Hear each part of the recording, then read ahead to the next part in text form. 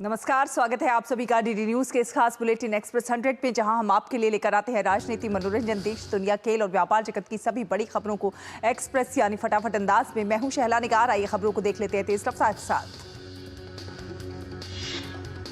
प्रधानमंत्री नरेंद्र मोदी आज ओडिशा और उत्तराखंड का दौरा करेंगे। भुवनेश्वर में PM Utkarsh Odisha make in Odisha conclave 2025 का करेंगे उद्घाटन। प्रधानमंत्री मेक इन ओडिशा प्रदर्शनी का भी उद्घाटन करेंगे।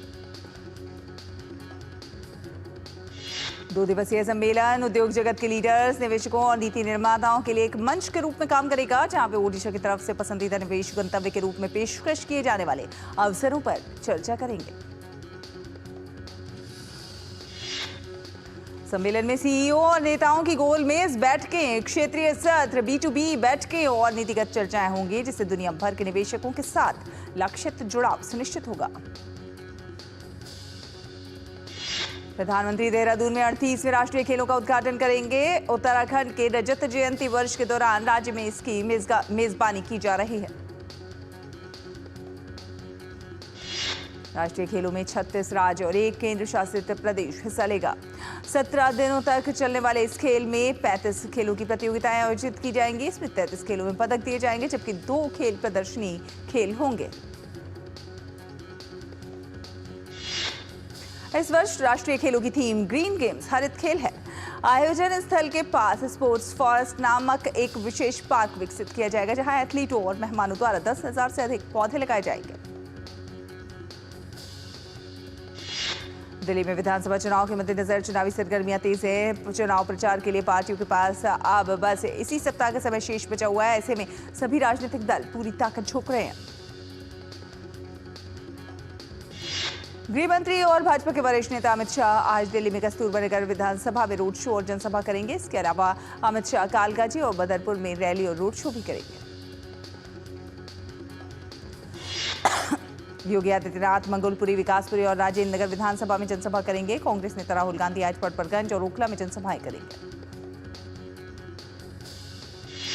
वहीं आप संयोजक अरविंद केजरीवाल लगातार जनसभाएं कर रहे हैं। आज भी उनकी 3 जनसभाएं करने का कार्यक्रम है। वहीं कांग्रेस भी चुनाव प्रचार के लिए एड़ी चोटी का जोर लगा रही है। कांग्रेस नेता राहुल गांधी आज पटपरगंज और ओखला में जनसभाएं करेंगे। इसके अलावा कांग्रेस नेता अजय माकन आज दोपहर 2 बजे प्रेस को संबोधित करेंगे। कांग्रेस की तरफ से नई दिल्ली सीट से उम्मीदवार संदीप दीक्षित तो प्रचार कर ही रहे, लेकिन आज से चुनाव प्रचार की जोर पकड़ने की है संभावना। मालवीय नगर विधानसभा क्षेत्र से भाजपा उम्मीदवार सतीश उपाध्याय ने कहा, जिस तरह का जनसैलाब, जिस तरह का जन समर्थन उमड़ रहा है, ये इस बात का प्रमाण है कि मालवीय नगर में पूरी तरह से कमल खिल रहा है। मोदी जी की गारंटी पर पूरा देश विश्वास करता है। भाजपा सांसद रवि किशन ने आपकी ओर से 15 गारंटी के ऐलान के बाद निशाना साधा। उन्होंने कहा, आपने झूठ की गारंटियां निकाली है और प्रधानमंत्री मोदी की गारंटी सच की गारंटी है। उन्होंने कहा, दिल्ली की जनता झूठ और फरेब से त्रस्त होकर प्रधानमंत्री मोदी को देखना चाहती है। अरविंद केजरीवाल के बयान पर भाजपा सांसद संबित पात्रा ने कहा, एक राज्य का मुख्यमंत्री दूसरे राज्य के मुख्यमंत्री से कह रहे हैं कि पानी में जहर मिलाकर दिल्ली के लोगों को मारने की साजिश हो रही है। अरविंद केजरीवाल को एहसास हो रहा है कि वो नई दिल्ली से हार रहे हैं।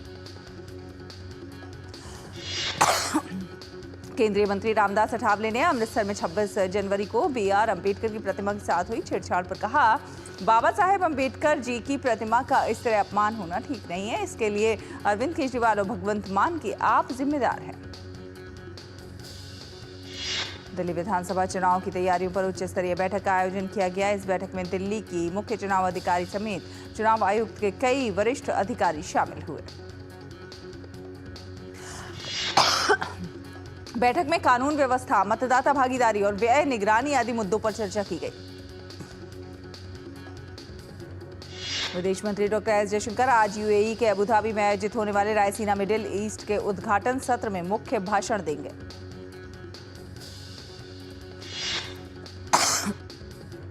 जयशंकर ने कल अबुधाबी में भारतीय दूतावास द्वारा आयोजित 76वें गणतंत्र दिवस समारोह में भाग लिया। उन्होंने कहा कि वैश्विक व्यवस्था एक महत्वपूर्ण परिवर्तन के दौर से गुजर रही है और ऐसे में भारत और UAE के बीच बढ़ते तालमेल की जरूरत है।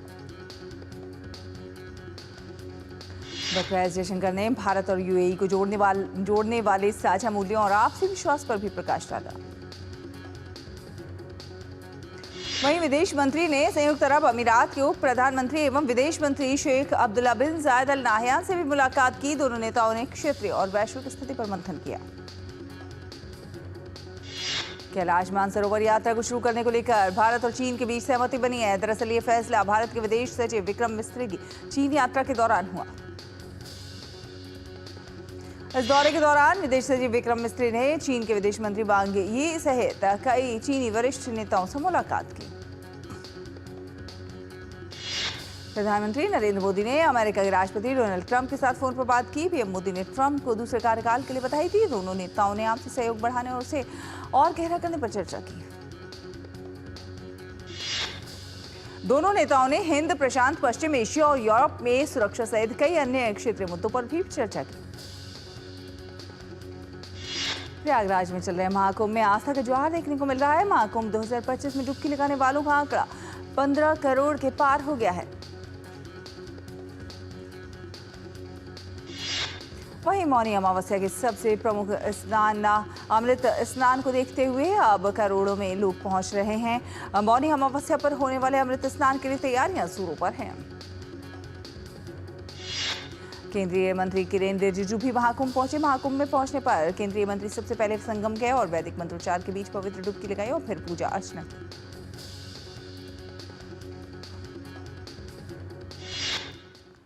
रुकेंगे एक छोटे से ब्रेक के लिए। ब्रेक के उस पर खबरों का सफर जारी रहेगा। आप देखते रहिए एक्सप्रेस 100।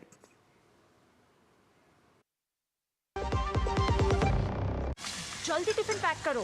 राजू मोबाइल छोड़ो। अरे दीदी वो बैंक का नंबर चाहिए, रिफंड ही नहीं आया है। मिल गया। अब भी कॉल करता हूँ दीदी। बिना नंबर जांचे? हाँ? अक्सर जालसाज बैंक की नकली वेबसाइट और फर्जी नंबर से पैसों की धोखाधड़ी करते हैं। तो फिर सही नंबर? बैंक की ऑफिशियल वेबसाइट या तो कार्ड पर। आपने तो बचा लिया दीदी।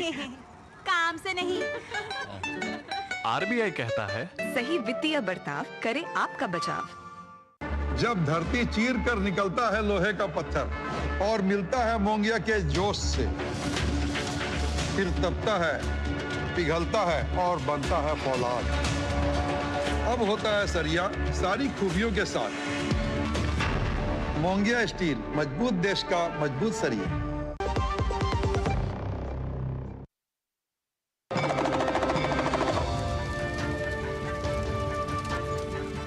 जिसका आदि है ना अंत है, वो आस्था अनंत है। सत्य सनातन संस्कृति का दिव्य रूप,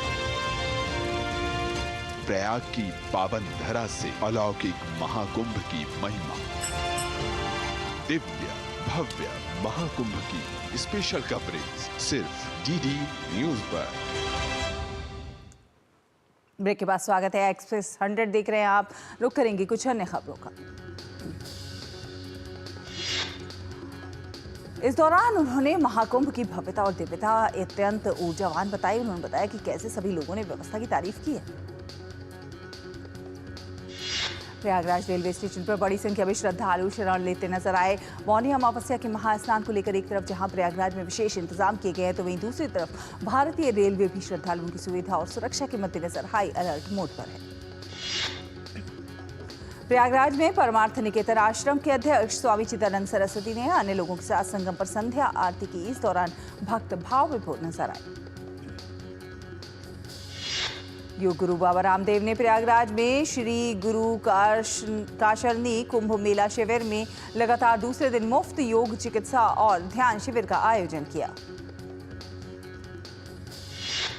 अयोध्या में श्री राम जन्मभूमि मंदिर के आसपास सुरक्षा व्यवस्था बढ़ा दी गई है। श्री राम जन्मभूमि मंदिर में दर्शन के लिए भक्तों की भारी भीड़ उमड़ रही है।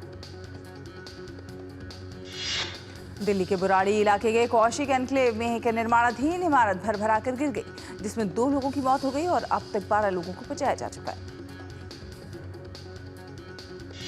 घटना का जायजा लेने के लिए सांसद मनोज तिवारी बुराड़ी पहुंचे। वहां उन्होंने स्थानीय लोगों से बातचीत की। सांसद मनोज तिवारी ने कहा कि ये बेहद दुखद घटना है और जांच में जो भी दोषी पाया जाएगा उसके खिलाफ कड़ी कार्रवाई की जाएगी।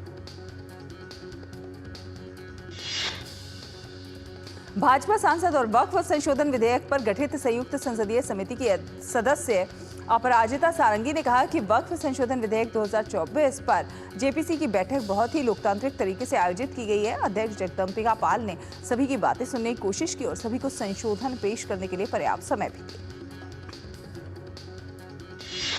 गुजरात के मुख्यमंत्री भूपेंद्र पटेल ने गांधीनगर में एआई सेंटर ऑफ एक्सीलेंस के उद्घाटन समारोह को संबोधित किया। उन्होंने कहा कि गुजरात में एआई के क्षेत्र में ये सेंटर महत्वपूर्ण थिंक टैंक के रूप में उभरेगा। महाराष्ट्र के पुणे जिले में गुइलेन-बेरे सिंड्रोम मामले बढ़ते जा रहे हैं, जिसे देखते हुए पुणे नगर निगम ने जरूरी उपाय करने शुरू कर दिए हैं। पुणे नगर आयुक्त राजेंद्र भोसले ने कहा कि उपचार के लिए 7 विशेषज्ञों की केंद्रीय टीम पुणे पहुंची। छत्तीसगढ़ मेडिकल कॉरपोरेशन में हुई खरीदी में एक गड़बड़ी के मामले में EOWACB ने रायपुर और दुर्ग के साथ हरियाणा के पंचकुला में छापा मारा। राजधानी दिल्ली के तालकटोरा स्टेडियम प्रकृति और पर्यावरण संरक्षण को समर्पित कार्यक्रम प्रकृति संवाद का आयोजन किया गया। कार्यक्रम को संबोधित करते हुए वरिष्ठ वैज्ञानिक एस सोमनाथ ने प्रकृति के प्रति संवेदनशील रहने की सलाह दी।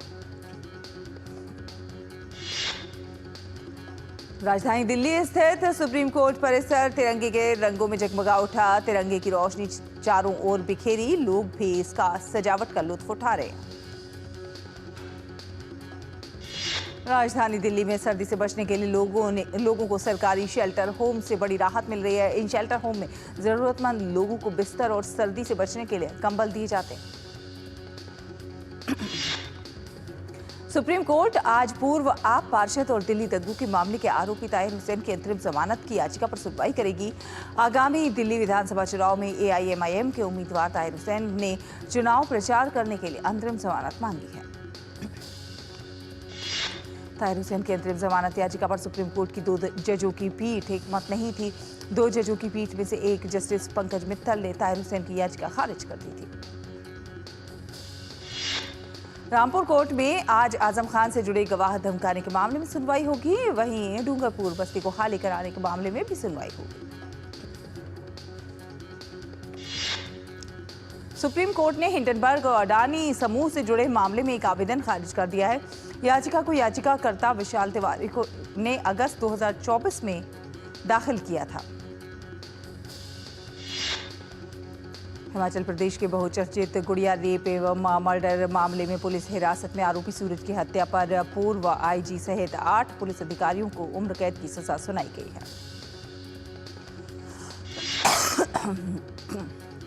2017 में शिमला की कोटखाई में सामने आए सनसनीखेज मामले में बड़े स्तर पर उस वक्त प्रदर्शन हुए थे, जिसके बाद राष्ट्रीय स्तर पर यह मामला सुर्खियों में आ गया था।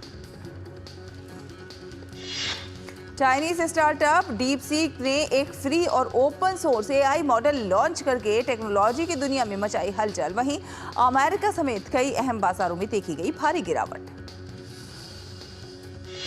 वाणिज्य एवं उद्योग मंत्री पीयूष गोयल और ओमान के वाणिज्य उद्योग एवं निवेश प्रोत्साहन मंत्री कैस बिन मोहम्मद अल यूसुफ के बीच मस्कट में FTA समझौते पर हुई चर्चा। पीयूष गोयल ने कहा कि उनकी बातचीत व्यापक आर्थिक भागीदारी समझौते को आगे बढ़ाने, व्यापार और निवेश संबंधों को मजबूत करने और द्विपक्षीय साझेदारी को और गहरा करने के अवसरों पर खोज पर केंद्रित थी। आंध्र प्रदेश सरकार विशाखापट्टनम के पास डेटा सिटी बनाने की तैयारी कर रही है। इसमें डेटा सेंटर्स और AI हब शामिल होंगे। इसमें 5 साल में 2 मिलियन नौकरियां देने का लक्ष्य रखा गया है। सरकार ने सेबी के अध्यक्ष पद के लिए मांगे आवेदन। सेबी की मौजूदा चेयरपर्सन माधवी पुरी बुश का 3 साल का कार्यकाल 28 फरवरी को होगा पूरा। बाजार नियामक सेबी ने फ्रंट रनिंग मामले में 8 लोगों और संस्थानों को शेयर बाजार में कारोबार करने पर रोक लगाई। साथ साथ अवैध तरीके से कमाए गए 4.82 करोड़ रुपए लौटाने का आदेश दिया। डिजिटल धोखाधड़ी की बढ़ती घटनाओं के बीच RBI गवर्नर संजय मल्होत्रा ने बैंकों से इन पर लगाम लगाने के लिए मजबूत सिस्टम बनाने के साथ जोखिमों को कम करने के लिए थर्ड पार्टी सर्विस प्रोवाइडर की निगरानी बढ़ाने का निर्देश दिया। RBI की एक रिपोर्ट के अनुसार दिसंबर 2019 से पिछले 5 साल में क्रेडिट कार्ड की संख्या दोगुनी से अधिक होकर लगभग 10.80 करोड़ हुई। केंद्रीय कृषि मंत्री शिवराज सिंह चौहान ने कहा कि सरकार खेती को सरल बनाने के लिए नीतिगत स्तर पर बदलाव लाने का प्रयास कर रही है। उन्होंने कहा कि सरकार उर्वरक सब्सिडी पर 2 लाख करोड़ रुपए तक खर्च करती है। कृषि एवं किसान कल्याण मंत्रालय द्वारा जारी आंकड़ों के अनुसार चालू सीजन में अब तक देश में विभिन्न रबी फसलों की बुवाई का कुल कृषि क्षेत्रफल 655.88 लाख हेक्टेयर को पार किया। रुकेंगे एक छोटे से ब्रेक के लिए। ब्रेक के उस पार फटाफट अंदाज में खबरें जारी रहेंगी। आप देखते रहिए एक्सप्रेस 100।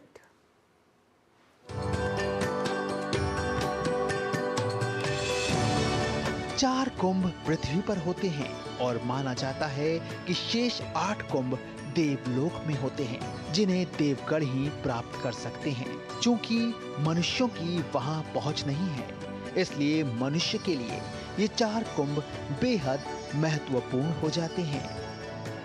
जिस समय में चंद्र आदि ग्रहों ने कलश की रक्षा की थी, उस समय कुंभ का योग होता है।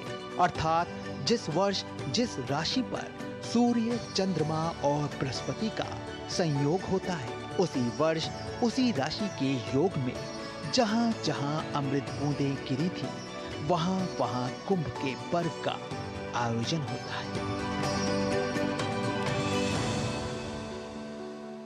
ब्रेक के बाद स्वागत है आपका। रुक करेंगे कुछ अन्य खबरों का।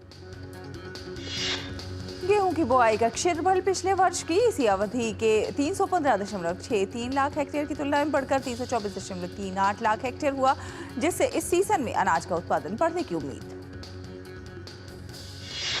आंकड़ों के अनुसार उपभोक्ता मूल्य सूचकांक पर आधारित भारत की खुदरा महंगाई दर दिसंबर में 5.22% के 4 महीने के निचले स्तर पर पहुंचा। प्रयागराज में चल रहे महाकुंभ में सुविधाजनक आवाजाही के लिए नई 81 उड़ानें की गई शुरू। भक्तों की सुविधा के लिए श्रीनगर और विशाखापट्टनम सहित 26 शहरों तक सीधी और कनेक्टिंग उड़ानों के साथ प्रयागराज को जोड़ा गया। भारतीय रिजर्व बैंक बैंकिंग प्रणाली में नकदी बढ़ाने के लिए 3 किस्तों में 60,000 करोड़ रुपए मूल्य की सरकारी प्रतिभूतियां खरीदेगा। बैंकों की लिक्विडिटी दुरुस्त करने के उपायों के तहत आरबीआई ने 31 जनवरी को 6 महीने की अवधि के लिए $5 बिलियन अमेरिकी डॉलर की नीलामी की भी घोषणा की।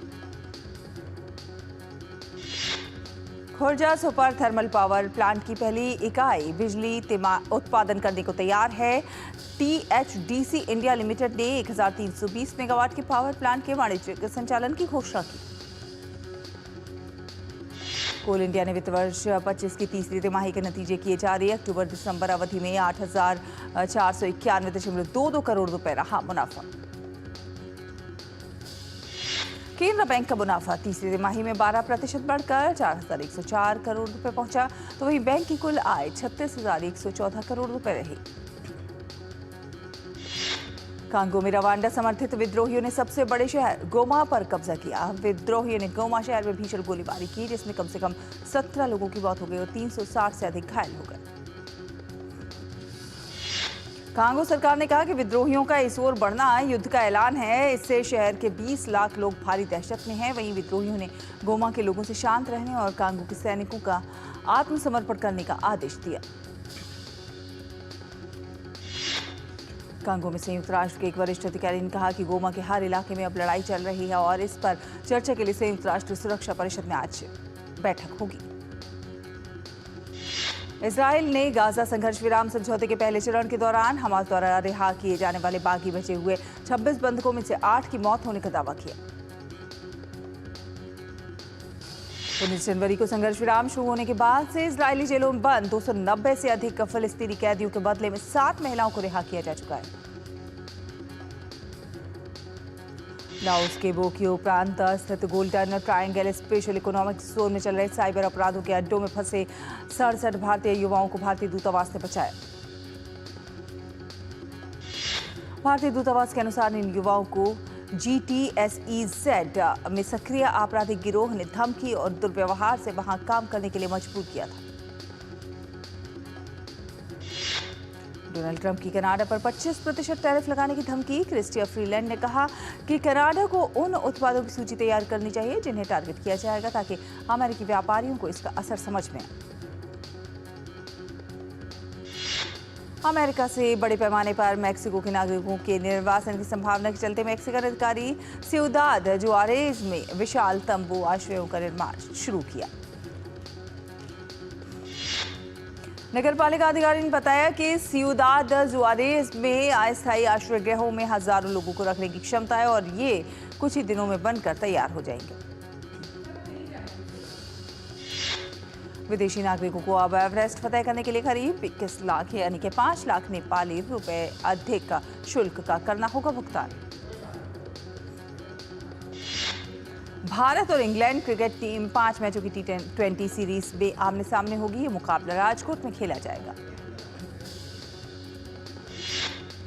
भारतीय क्रिकेट टीम के पास इस सीरीज में 2-0 की बढ़त है। भारत ने पहले मैच को 7 विकेट से अपने नाम किया था, जबकि दूसरा मुकाबला 2 विकेट से भारत के नाम रहा था।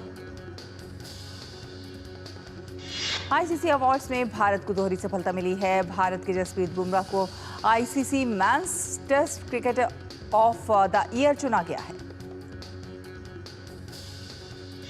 स्मृति मंधाना को ICC women one day cricketer of the year चुना गया। मंधाना ने इस साल वनडे क्रिकेट में शानदार प्रदर्शन किया।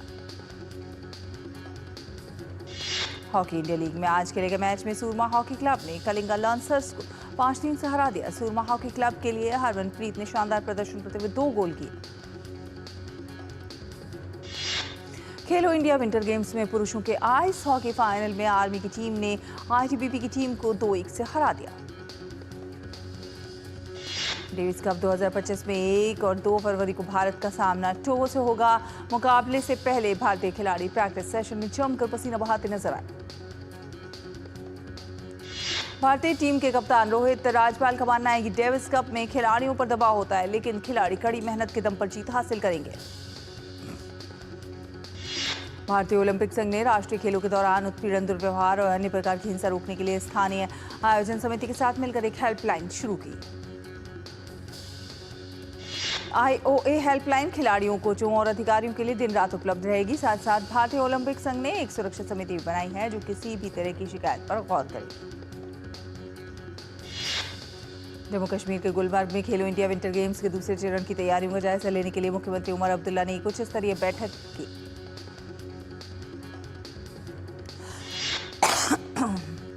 फिल्म सनम तेरी कसम के निर्देशक दीपक मुकुट ने की फिल्म के री रिलीज की घोषणा। फिल्म 7 फरवरी को सिनेमाघरों में फिर देगी दस्तक। साउथ अभिनेता धनुष की फिल्म तेरे इश्क में का पहला लुक हुआ रिलीज। फिल्म का प्रोडक्शन में आनंद के साथ हिमांशु शर्मा, भूषण कुमार और कृष्ण कुमार शामिल। अभिनेत्री काजल अग्रवाल ने शुरू की अपनी आगामी फिल्म द इंडिया स्टोरी की शूटिंग। इस फिल्म में उनके साथ श्रेयस तलपड़े भी मुख्य भूमिका में। अल्लू अर्जुन और रश्मिका मंदाना की फिल्म पुष्पा 2 अपने ओटीटी रिलीज के लिए है तैयार। फिल्म 30 जनवरी को ओटीटी पे देगी दस्तक।